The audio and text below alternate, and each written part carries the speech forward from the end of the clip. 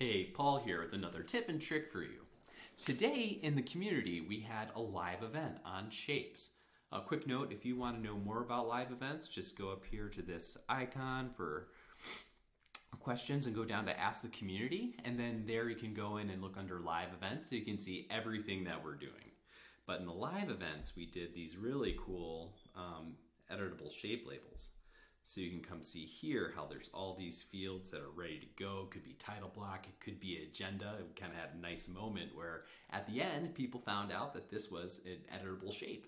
So how do we do that? We can go over here and just draw out a couple rectangles real quick. Get that to snap. Now get our check marks real quick, and I'll go to shapes. Get that check mark down here, then I'll just copy that few times.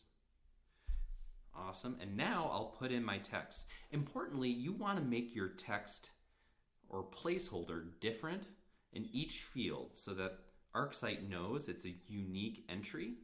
So I'll just go here. That's good enough, right? And then I'll do another one. All they have to do is be different.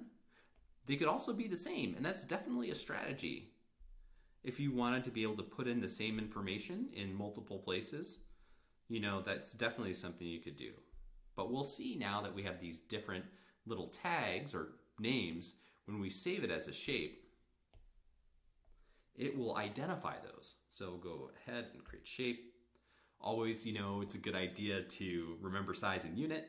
You can name it, set your snap points, but I wanted to show you editable shape labels. So click into there. And there's more. So if you turn on these toggles, you're saying, yes, I want those. But then you have all of these options. You could enter in text that is automatic, and it could be a placeholder. Then there's other information that you might want to put in that's unique every time.